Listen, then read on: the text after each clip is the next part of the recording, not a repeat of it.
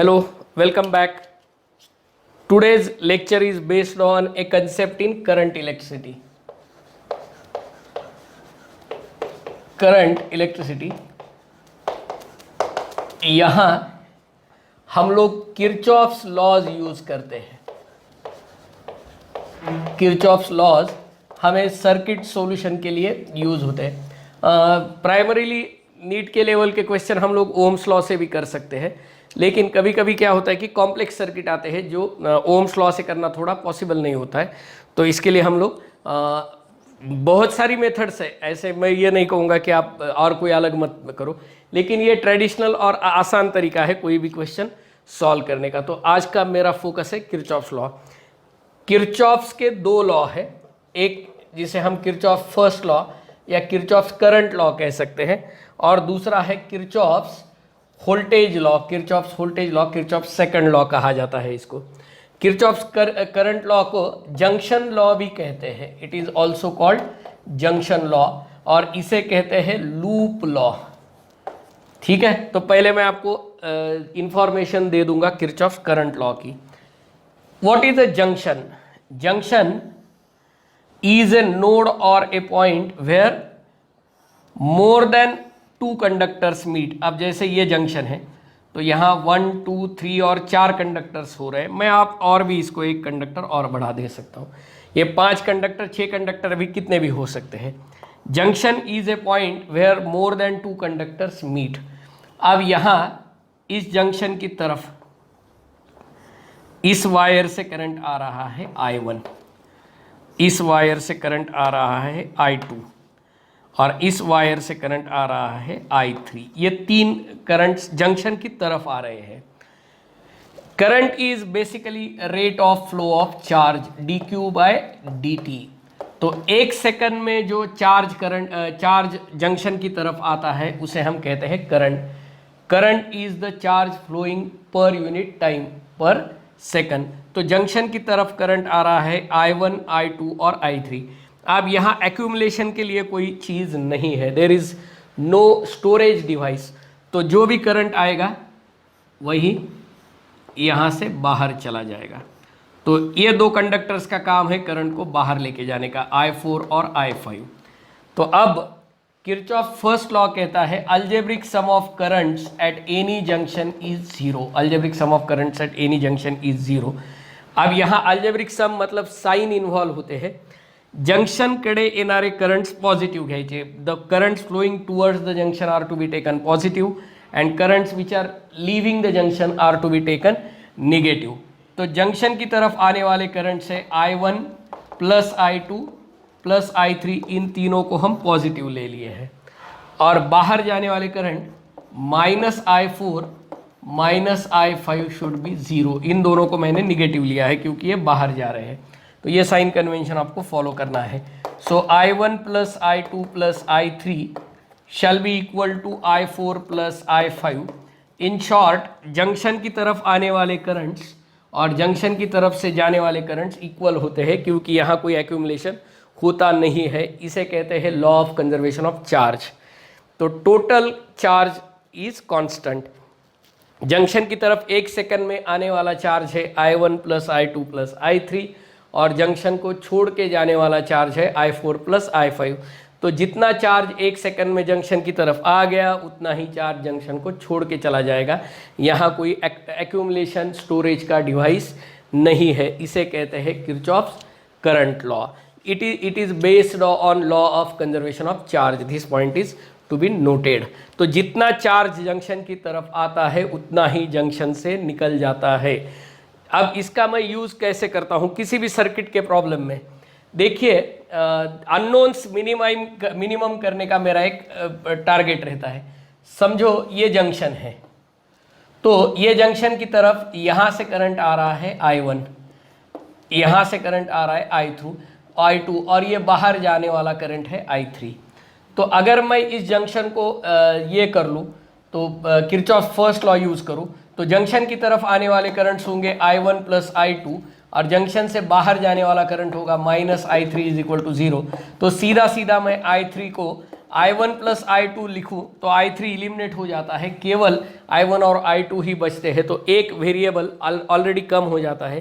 तो इसके लिए मैं प्रॉब्लम सॉल्व करते वक्त कभी भी किरचॉफ फर्स्ट लॉ पहले बहुत डेलिकेटली और इजीली यूज़ करता हूं, जिससे मेरा काम आसान बन जाएगा। तो यहाँ ये मैंने आपको बताया है कि किरचॉफ फर्स्ट लॉ कैसे यूज़ करना है। अब हम आगे डिस्कशन करेंगे किरचॉफ सेकंड लॉ का।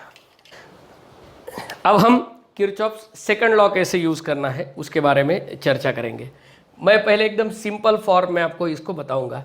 देखिएगा, कोई भी सिंपल डीसी सर्किट जो है, इसमें एलिमेंट्स होते हैं रेजिस्टेंस और एक सेल। तो cell is a device which provides energy for the circulation of charge.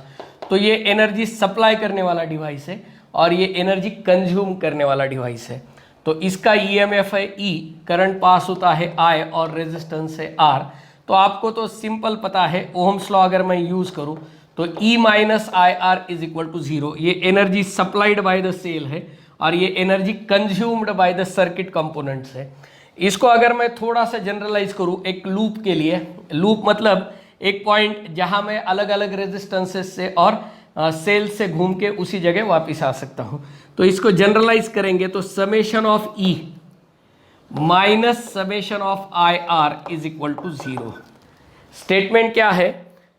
The algebraic sum of EMFs, algebraic sum of EMFs and algebraic sum of product of current and resistance in a closed loop is zero. Basically this is a law of conservation of energy. तो ये energy supplied to the circuit है, energy supplied to the loop by the source. Sources R cells और batteries और resistors R consumers, वहां energy consume होती है। तो यहाँ energy used up in the loop, energy used up in the loop. तो ये सोर्सेस एनर्जी सप्लाई करते हैं और रेजिस्टेंसेस एनर्जी कंज्यूम करते हैं। तो जितनी एनर्जी सप्लाई हो गई उतनी ही एनर्जी कंज्यूम होती है। तो इसे किरचॉफ्स सेकंड लॉ कहते हैं। Summation of E minus summation of I R is equal to zero. This law is based on law of conservation of energy. This law is based on law of conservation of energy. The algebraic total energy remains constant. तो जो energy sale ने supply की है वही energy यहाँ resistance ने consume की है। इसे हम कहते हैं Kirchhoff second law. Kirchhoff second law का यहाँ पे मैंने आपको बता दिया है। It is based on law of conservation of energy और उसका स्टेटमेंट है for a closed loop. Close loop क्या होता है मैं आपको आगे बताऊंगा। फॉर ए क्लोज लूप, एका दिलेल्या क्लोज लूपसाठी algebraic sum of EMFs and algebraic sum of current and resistance of each part of loop is zero. हे त्याचं स्टेटमेंट आहे। आता ह्याचं प्रॅक्टिकल ॲप्लिकेशन कसं करायचं हे पुढच्या पार्टमध्ये मी तुम्हाला सर्किट घेऊन दाखवत आहे। तो पार्ट आता लक्ष देऊन समजून घ्या। अब हम किरचॉफ्स लॉ प्रैक्टिकली कैसे यूज़ करने का है मैं आपको समझाऊंगा। बाद में इसके शॉर्टकट ट्रिक्स आगे मैं और 1-2-3 लेक्चर्स में कुछ एग्जाम्पल सॉल्व करके आपको बताऊंगा। मैं एक सिंपल सर्किट से स्टार्ट कर रहा हूँ। देखिए, ये एक सेल है, इसके अलावा एक रेजिस्टर है, इसका ईएमएफ E1, इसका रेजिस्टेंस R1 है, ये रेजिस्टेंस R1 है। इंटरनल होगा तो भी आप इसको दिखा सकते हैं, बाद में मैं आपको वो भी किसी एग्जाम्पल में बताऊंगा। और ये एक रेजिस्टेंस है, इसके साथ मैंने और एक सेल जोड़ दिया है और इसके साथ और एक रेजिस्टेंस है। इसका ईएमएफ E2 है, ये रेजिस्टेंस R2 है और ये रेजिस्टेंस R3 है। अब मेरा उद्देश्य है मुझे हर ब्रांच का करंट फाइंड आउट करना है। I want to find out current through each branch. अगर मैं वैसे देखूं तो ये एक ब्रांच है, ये ऊपर वाली, ये नीचे वाली दूसरी ब्रांच है और ये बीच वाली तीसरी ब्रांच है। टोटल 3 ब्रांचेस से 3 अननोन्स असू शकतात, लेकिन मेरा उद्देश्य ये है कि मैं अननोन्स मिनिमाइज करने वाला हूँ, नंबर ऑफ अननोन्स मिनिमाइज करने वाला हूँ। तो अब कैसे करना है? नंबर ऑफ अननोन्स कमी करण्यासाठी I don't know the values of currents as well as the directions of currents. तो मैं पहले इसको एज्यूम कर लूँगा। तर पहिला सेल मी असं मानतो की हा या डायरेक्शनमध्ये करंट सेंड करतोय। हे माझं ॲझम्पशन आहे। These are my assumptions, they may be right direction wise. और ये सेल इस डायरेक्शन में करंट सेंड कर रहा है I2, तो ये डायरेक्शन मैंने इस तरीके से दिखा दी है I2। अब इस जंक्शन पे आ गए हम, ये जंक्शन पे इकडून वरून करंट I1 आलेला आहे, खालून I2 करंट आलेला आहे, म्हणजे जंक्शनकडे येणारा करंट I1 प्लस I2 झाला आणि बाहेर जाणारा करंट आता इथे I1 प्लस I2, जो करंट आतमध्ये आलेला आहे तोच बाहेर आहे। बघा अननोन्स 3 आहेत इथे, पहिला अननोन आहे I1, सॉरी दोनच आहेत I1 आणि I2। मी जर I3 घेतला असता, याला जर मी I3 घेतला असतं तर 3 अननोन झाले असते। जितके अननोन्स तितके इक्वेशन मला ट्रेस करावे लागतात, म्हणून माझा पहिला ऑब्जेक्टिव्ह आहे minimise number of unknowns, minimise number of unknowns, हे आपला एक मेथड असणार आहे वर्किंगची, minimise number of unknowns by using KCL, Kirchhoff's current law use करून अननोन्सची संख्या मर्यादित करा। जितके नंबर्स कमी, अननोन्स कमी, तितकं प्रॉब्लेम सोपा होईल। आता इथे 2 अननोन्स आहेत, मला 2 लूप ट्रेस करावे लागतील। आता इथे नंबर ऑफ लूप्स किती आहेत, तर आपण आधी नाव देऊ A B C D E आणि F। आता याच्यामध्ये लूप काय असतो की मी ज्या पॉईंटपासून निघालो, मी वेगवेगळ्या रेझिस्टन्स आणि सेल्समधून पास होऊन मला त्याच पॉईंटला परत येता आलं पाहिजे। म्हणजे ए वरनं निघालो तर ह्या सेलमधून, या रेझिस्टन्समधून, पुन्हा BC-CD वायर्समधून, आणि इथे पुन्हा रेझिस्टन्स सेलमधून, आणि असा इथे मी ए पॉईंटला परत येतो। म्हणजे पहिला लूप हा मोठा लूप आहे 1 नंबरचा। दुसरा लूप असणार आहे A B C F A, continuous loop आहे, मध्ये कुठे ब्रेक नाही आहे। ब्रेक असेल तर किरचॉफ सेकंड लॉ अप्लाय करता येत नाही, लूप कंटिन्युअस पाहिजे। आणि तिसरा लूप आहे F C D E F, म्हणजे जिथून निघालो आहे मी तिथेच परत येता आलं पाहिजे, मध्ये ब्रेक असायला नको आहे। तर टोटल नंबर ऑफ 3 आहेत, म्हणजे मी 3 लूप्स आहेत, टोटल नंबर ऑफ लूप्स 3 आहेत, पण मला 2च पाहिजेत I1 आणि I2 साठी। 2 अननोन आहेत, 2च लूप्स पाहिजेत, तर मी 2 लूप ट्रेस करणार आहे। आता इथे महत्त्वाचा पार्ट आहे, तो लक्ष देऊन समजून घ्या। ट्रेसिंग द लूप, आता मी पहिला लूप ट्रेस करत आहे A B C D E F A, ए पासून स्टार्ट करून मी एला परत येणार आहे, ही गोष्ट लक्षात घ्या। म्हणजे पूर्ण लूप मी कंप्लीट ट्रेस करणार आहे। आता साइन कन्व्हेन्शन्स कसे फॉलो करायचे, वेगवेगळे टीचर्स, वेगवेगळे ऑथर्स, वेगवेगळे बुक्स वेगवेगळ्या पद्धतीनं फॉलो करतात। त्याच्यामुळे एकदा तुम्ही एक सिस्टीम समजून घेतली, पुन्हा दुसऱ्या कोणत्या पुस्तकात काय दिले हे बघायला जायचं नाही, आपल्या पद्धतीने एक्झाम्पल सॉल्व करायचा, तरच तुमच्या ते डोक्यात परमनंट राहील आणि तुम्ही विसरणार नाही आहेत। तर पहिला लूप आपण ट्रेस करतोय। आता A to B जाणार आहे मी, पहिला मला सेल अक्रॉस येतोय, आई कम अक्रॉस विद द सेल, इसका पॉजिटिव टर्मिनल आगे है तो पहले आप इसका EMF ले लो, पॉजिटिव टर्मिनल आगे है तो पॉजिटिव ले लो, निगेटिव टर्मिनल पहले है तो निगेटिव ले लो। तर इथे पॉजिटिव टर्मिनल आधी असल्यामुळे प्लस E1 घ्यायचं आहे। त्याच्यानंतर इथे I1 × R1 घ्यायचं। आता प्रश्न येतो पॉझिटिव्ह का निगेटिव्ह घ्यायचा आहे, तर मी A कडून B कडे जातोय, मात्र करंटची डायरेक्शन B to A आहे, म्हणजे माझी डायरेक्शन लूपची क्लॉकवाईज आहे, करंट अँटी क्लॉकवाईज आहे, तो आम्ही दोघे एकमेकाच्या अपोजिट आहेत। मायनस घ्या, -I1 R1, सेम डायरेक्शन असतं करंटची आणि माझी डायरेक्शन सेम असती तर मी पॉझिटिव्ह घेतलं असतं, इथे मला घ्यावं लागणार आहे निगेटिव्ह। त्याच्यानंतर इथून पुढे आलो, B to C काही नाही आहे, C to D काही नाही आहे, D to E येत असताना आता हा रेझिस्टन्स आहे, याच्यामध्ये I2 R2 येणार आहे, याच्यामध्ये प्रॉडक्ट I2 R2 येणार आहे, परंतु माझी डायरेक्शन आणि करंटची डायरेक्शन एकच आहे। मी D कडून A कडे जातोय, करंट एकाच दिशेने जातोय, सेम डायरेक्शन असल्यामुळे घ्या positive, plus I2 R2।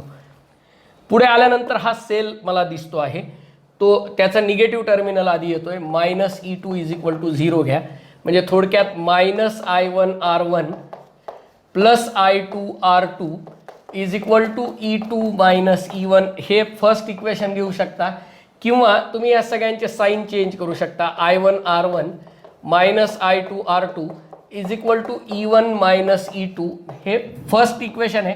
Either you take this or this, दोन्हीपैकी कुठलंही एक इक्वेशन घ्या, तसा काही आग्रह नाही, साइन चेंज करणं कंपल्सरी नाही आहे।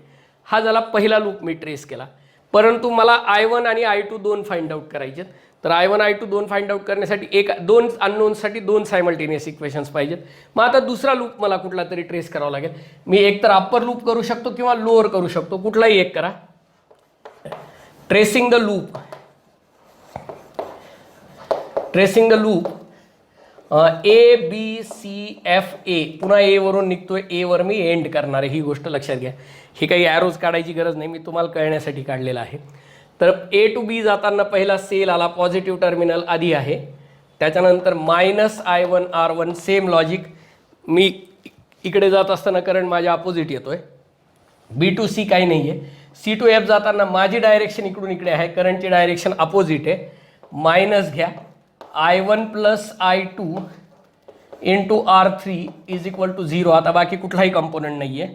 मग आता इथे -I1 R1 -I1 R3 -I2 R3 ही ब्रॅकेट सॉल्व केली -E1. ही E1 ची टर्म पलीकडे जाईल.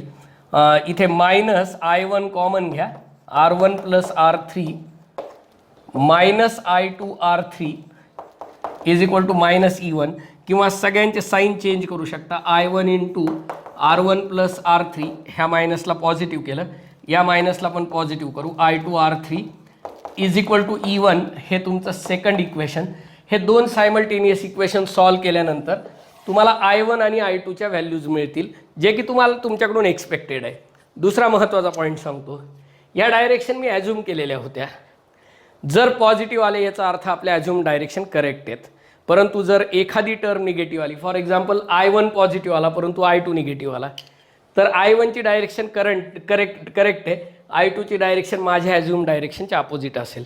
आता इथे I1 + I2 घेताना आलेल्या व्हॅल्यूज घ्यायच्या, साईन चेंज करायचे नाही, जे आहे तेच घ्यायचं आहे. हा पॉझिटिव्ह आला तर ती पण डायरेक्शन करेक्ट आहे, ही गोष्ट लक्षात ठेवा. ज्या व्हॅल्यूज पॉझिटिव्ह येतील त्याचा अर्थ ती डायरेक्शन आपण गृहीत धरलेली करेक्ट होती. जर निगेटिव्ह आलं तर याचा अर्थ आपण घेतलेली डायरेक्शन रॉंग होती. याचा काही फरक पडत नाही, मॅग्निट्यूडमध्ये काही फरक पडत नाही, फक्त डायरेक्शनच्या बद्दल ते मी तुम्हाला इथे कमेंट सांगत आहे. तर हा पॉईंट लक्षात ठेवा. या पद्धतीनं तुम्ही किर्चॉफ लॉचं ॲप्लिकेशन एक्झाम्पल, आता तुम्ही म्हणाल की सर हे थोडंसं लाँग वाटते, हे खूप डिटेलमध्ये मी सांगितलेलं आहे. न्यूमरिकल सोडवताना आणि प्रॅक्टिस केली की तुम्हाला कमीत कमी वेळामध्ये एक्झाम्पल सोडवता येतं, हे निश्चितपणे मी सांगतो. ओके, आय होप तुम्हाला ही इन्फॉर्मेशन बरीच कामाला येईल.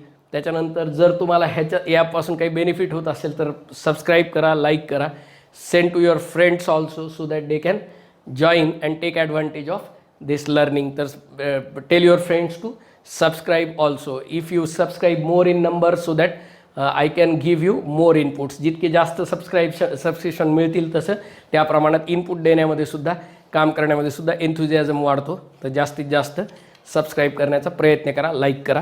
काही डाऊट असतील तर खाली कमेंट्समध्ये पाठवा आणि डिस्कशन करू आपण. काही इन्फॉर्मेशन कुणाला काही पाहिजे असेल तर पुढच्या व्हिडिओजमध्ये मला ती इन्कॉर्पोरेट करता येते. काही सजेशन्स द्यायचे असतील तर निश्चितपणे सांगा. Thank you very much.